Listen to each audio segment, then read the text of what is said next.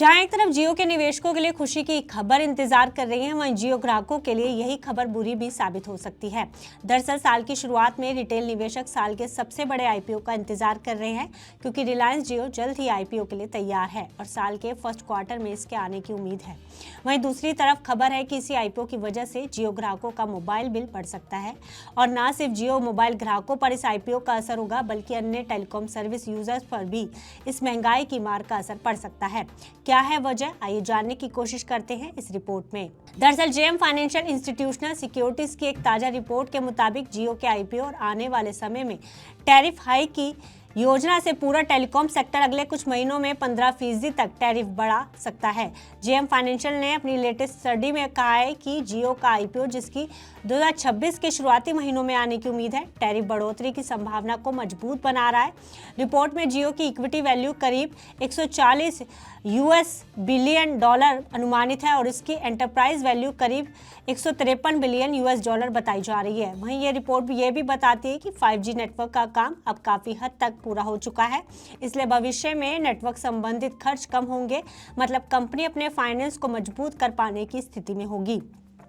Report का अनुमान है कि 2025-28 तक पूरे सेक्टर में ARPU यानी एवरेज रेवेन्यू पर यूजर एनुअली लगभग 12% तक बढ़ सकता है, जिससे 6 से 7% बढ़ोतरी टैरिफ से और 5 से 6% की बढ़ोतरी हाई प्रीमियम प्लान, अधिक डेटा सर्विस वाले प्लान से आएगी। इससे पहले आखिरी बार पूरे सेक्टर में टैरिफ बढ़ोतरी जुलाई 2024 में की गई थी। अब एक बार फिर से कंपनी अपने एंट्री लेवल प्लान हटाकर मार्केट में संकेत दिया है कि आने वाले समय में रेट और बढ़ सकते हैं। हालांकि 2024 में हुए टैरिफ बढ़ोतरी के बाद जियो ने कुछ सब्सक्राइबर खोए थे, लेकिन क्वार्टर 4 फाइनेंशियल ईयर 2025 में कंपनी के नेट प्रॉफिट में बढ़ोतरी देखी गई। क्वार्टर 3 फाइनेंशियल ईयर 2025 में नेट प्रॉफिट में 26% साल दर साल वृद्धि दर्ज हुई, यानी टैरिफ बढ़ने से कंपनी को फायदा हुआ। इस साल भी जियो ने सबसे ज्यादा सब्सक्राइबर जोड़कर पहले पायदान पर जगह बना ली है। कंपनी का सब्सक्राइबर बेस बढ़कर लगभग 48.8 करोड़ पहुंच गया है और मार्च 2025 की रिपोर्ट में जियो का नेट प्रॉफिट 25.7% तक बढ़ा है। ये आंकड़े दिखाते हैं कि जब टैरिफ बढ़ाए गए तो शुरुआत में सब्सक्राइबर साइड में कुछ गिरावट आई, लेकिन बाद में कंपनी को फायदा ही हुआ। लेकिन सवाल ये है कि आखिर आईपीओ के बाद मोबाइल बिल फिर से कैसे बढ़ सकते हैं।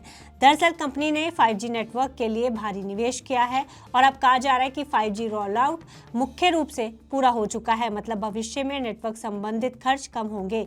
इसी वजह से कंपनी को टैरिफ बढ़ाने का मजबूत आधार मिलता है। वहीं दूसरी तरफ आईपीओ से पहले कंपनी को अपने फाइनेंशियल रिटर्न और फ्री कैश फ्लो को बेहतर दिखाना होगा, ताकि ज्यादा से ज्यादा रिटेल निवेशकों को कंपनी आकर्षित कर सके। इसके लिए टैरिफ बढ़ाना और प्रीमियम प्लान्स पर जोर देना ही एक तरीका हो सकता है, जिसके संकेत जेएम फाइनेंशियल ने दिए हैं।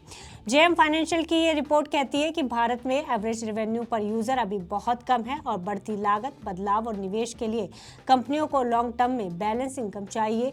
यही वजह है कि एक बार फिर से बड़ा टैरिफ साइकिल शुरू हो सकता है, जिससे फाइनेंशियल ईयर 2028 के आसपास ARPU 270 से 300 रुपए तक बढ़ने की उम्मीद है।